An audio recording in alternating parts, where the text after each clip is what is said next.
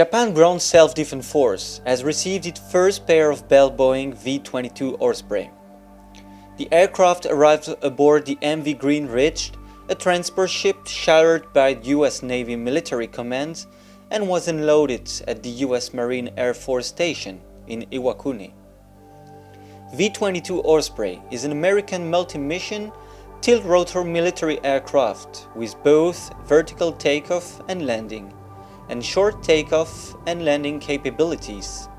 It is designed to combine the functionality of a conventional helicopter with the long-range, high-speed cruise performance of a turboprop aircraft.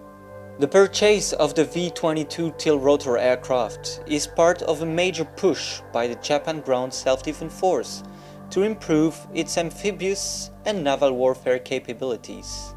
A number of V-22s will be stationed aboard the new Izumo helicopter carrier of the Japan Maritime Self-Defense Force. The Japanese Defense Ministry also announced its intention to deploy some V-22s in the East China Sea. Well, keep in mind that Defense Web TV has more than 1,400 videos on its YouTube channel, so please don't forget to subscribe and hit the bell here and there to be informed of the latest defense and security news.